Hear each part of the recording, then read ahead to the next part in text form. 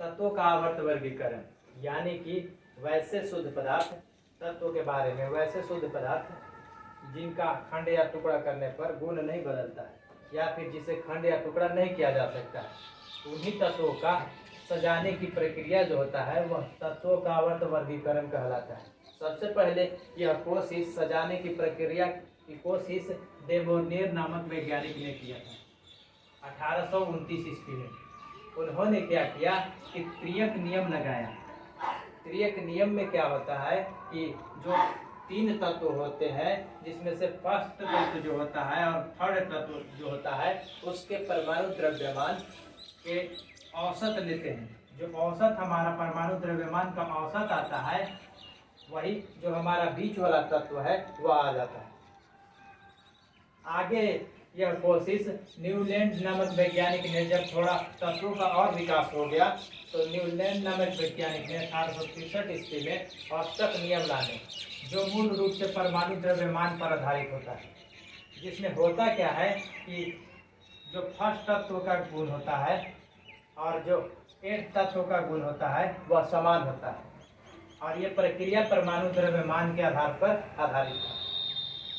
और यह जो न्यूलैंड वैज्ञानिक थे उनका औसत नियम कैल्शियम तक ही लागू हो सका, और उस समय कुल तत्वों की संख्या जो थी वह 56 थी। 56 ही तत्व ज्ञात थे। अभी अगर बात किया जाए तो अभी 118 से भी ज़्यादा तत्व की खोज हो चुकी है। आगे बात करते हैं मेंडलीफ के बारे में। जब और थोड़ा विकास हुआ तो मेंडलीफ नामक वैज्ञानिक आए। उन्होंने 1869 ईस्वी में परमाणु द्रव्यमान के भौतिक और रासायनिक गुण के आधार पर तत्वों का विस्तृत वर्गीकरण किया, जिसमें उन्होंने आवर्त नाम दिया क्षैतिज कतार को। क्षैतिज कतार में जो क्षैतिज कतार होता है उसको आवर्त नाम दिया, और जो उदग्र कतार होते हैं उसको वर्ग नाम दिया। उस समय कुल तत्व 63 ज्ञात थे, और उनके मेंडलीफ जो थे उनका जो सजाने का प्रक्रिया था वह परमाणु द्रव्यमान के आधार पर था, जिसमें कई सारी खामियां भी थी। खामियों के बारे में बात किया जाए तो सबसे पहली खामी होती है कि हाइड्रोजन जो तत्व है उसका स्थान फिक्स नहीं था। यानी कि मेंडलीफ के जो सजाने का प्रक्रिया था उसमें पहला, जो अभी के बात किया जाए उसमें जो पहला तत्व आता है हाइड्रोजन, जिसका परमाणु संख्या परमाणु द्रव्यमान 1 होता है, वही तत्व जो था उसको स्थान ही नहीं मिला था। उसके बाद बात किया जाए समस्थानिक। जैसे कि आप सभी को पता है कि समस्थानिक होते हैं जिनका परमाणु जो द्रव्यमान होता है वह भिन्न भिन्न होता है और परमाणु संख्या जो होता है वह समान होता है, और वही जो तत्व होते हैं उनका स्थान जो मेंडलीफ के आवर्त सारणी थी उसमें नहीं दिया गया था। तो पहली दोष हाइड्रोजन के बारे में और दूसरी दोष उसके समस्थानिक या भी किसी तत्व के समस्थानिक के बारे में था। उसके बाद थोड़ा और विकास हुआ तो एक नए वैज्ञानिक आए। इन्होंने आवर्त सारणी को एक नया रूप देने का काम किया। मोसले नामक वैज्ञानिक आए जो 1913 ईस्वी में परमाणु संख्या के आधार पे, परमाणु संख्या जो होता है किसी तत्व के परमाणु संख्या जो होता है उसी के आधार पे तत्वों को बांटने का काम किया। और उस समय हाइड्रोजन हाइड्रोजन का भी स्थान दिया गया, और जो समस्थानिक था समस्थानिक को। मोसले के बारे में अगर बात किया जाए तो मोसले नामक वैज्ञानिक ने तत्वों के आवर्त वर्गीकरण में एक नया रूप देने का काम किया। उन्होंने क्या किया कि जो हमारा जो तत्वों को सजाने की प्रक्रिया है वह परमाणु द्रव्यमान के आधार पर न करके परमाणु संख्या के आधार पर किया, और परमाणु संख्या के आधार पर करने से जो हमारा हाइड्रोजन जो था जिसका स्थान तत्वों के वर्गीकरण में निश्चित नहीं था, वह हाइड्रोजन का जो स्थान है वह निश्चित हो गया, और जो हमारा समस्थानिक के स्थान जो थे जो जिनका स्थान यानी कि परमाणु संख्या जो समान रहता है, परमाणु द्रव्यमान भिन्न भिन्न रहता है, उनका स्थान भी निश्चित हो गया। और अभी के बारे में बात किया जाए तो आवर्त सारणी में कुल 7 आवर्त और 18 वर्ग होते हैं, और जितने भी दोष मेंडलीफ आवर्त सारणी में थे, मोसले नामक जो वैज्ञानिक थे उनके आवर्त सारणी में वो सभी दोषों का निवारण कर दिया गया। बात किया जाए तो आगे हमारा आवर्त आता है। आवर्त के बारे में अगर बोला जाए तो आवर्तों की कुल संख्या 7 होती है, जिसमें 7 ही आवर्त होते हैं और 7 आवर्तों में अलग अलग तत्व होते हैं, यानी कि कुछ में कम तत्व होते हैं, कुछ में अधिक तत्व होते हैं। कैसे? जैसे देखा जाए आवर्त पहला आवर्त में बात किया जाए तो पहला आवर्त में केवल और केवल 2 ही तत्व होते हैं, जिसमें अगर बात किया जाए कौन कौन से तत्व होते हैं भाई, तो पहले आवर्त में एक हाइड्रोजन होता है, दूसरा हीलियम होता है। ये दोनों तत्व होते हैं और दोनों के दोनों जो होते हैं ना, वो दोनों के दोनों गैस है।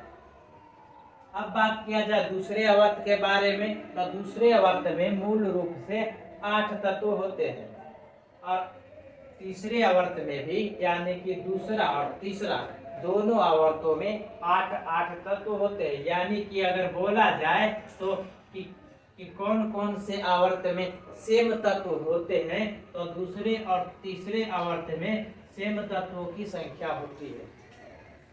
अगर बात किया जाए चौथे और पांचवे के बारे में, तो फोर्थ आवर्त में 18 तत्व होते हैं और फिफ्थ में भी 18 ही तत्व होते हैं।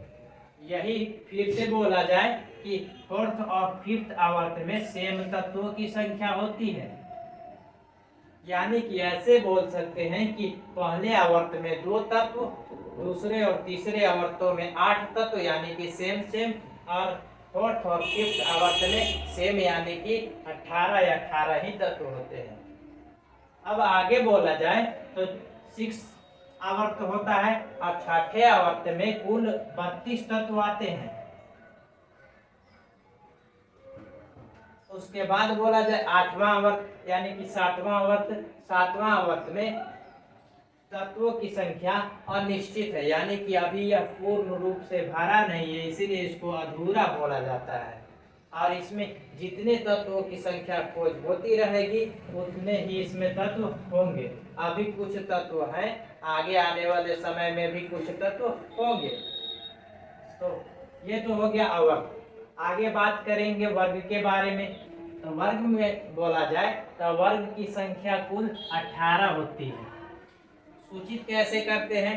तो वर्गों की संख्या कुल 18 होती है, जिसको सूचित करते हैं रोमन अंक और जितने भी कैपिटल लेटर है उससे। रोमन अंक हमको वर्ग दर्शाता है और कैपिटल लेटर जो होता है वो हमारा उपवर्ग दर्शाता है।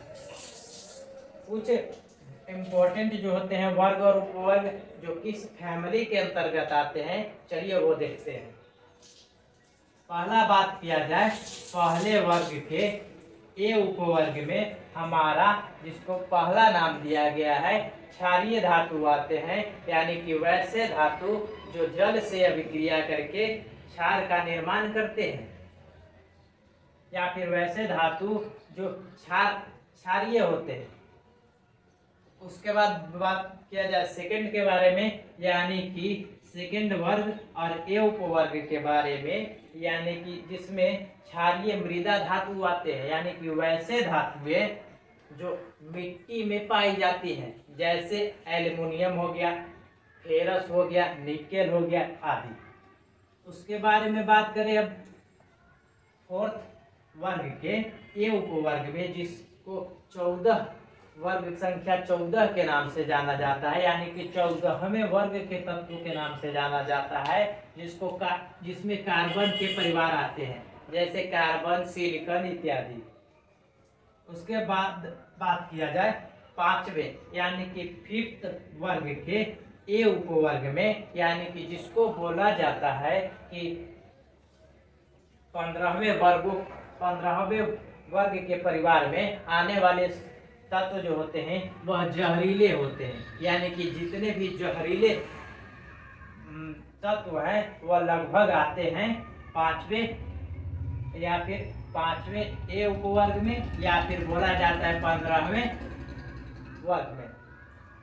बात करें आगे तो 7th ए में, यानी कि 7वें वर्ग के ए उपवर्ग में, जिसको 17वां वर्ग संख्या 17वें के तत्वों के बारे में बात किया जाए तो वे होते हैं हेलोजन। हेलोजन यानी कि जिसके जिसमें इलेक्ट्रॉन की कमी होती है, साथ में जिसमें केवल और केवल एक इलेक्ट्रॉन की कमी होती है। यानी कि अगर उसको एक इलेक्ट्रॉन मिल जाए तो उसके अष्टक जो होते हैं या फिर जो उसका कक्षा होता है वो पूरा हो जाता है, इसलिए इसको हैलोजन बोला जाता है। और इसको कम चीज चाहिए, तब कम चीज जिसको चाहिए वो नेसेसरी हो जाता है, और कम चीज अगर नेसेसरी है तो हमको अवश्य रूप से चाहिए। इसीलिए हैलोजन के जितने भी तत्व होते हैं लगभग में, वो सभी अधिक सक्रिय होते हैं या फिर धातु से जल्द अभिक्रिया कर लेते हैं। अगर आगे बात किया जाए आठवें जो होता है या फिर आठवां वर्ग के ए उपवर्ग में, जिसको 18 वर्ग संख्या 18वें के तत्व बोला जाता है, जिसको शून्य वर्ग भी बोला जाता है, जिसमें अक्रिय गैस आते हैं, यानी कि जो अपवाद के सेक्शन में किसी तत्व के साथ अभिक्रिया करते हैं या फिर उससे यौगिक बना सकते हैं। लेकिन ऐसे अगर बोला जाए तो ऐसे इसके में जितने भी तत्व होते हैं वो कभी भी अभिक्रिया नहीं करते हैं। जिसमें कौन कौन से आते हैं, तो एक तो हीलियम आता है, नियोन आता है, आर्गन आता है, क्रिप्टॉन आता है, जेनॉन आता है, रेडोन आता है। तो आज के लिए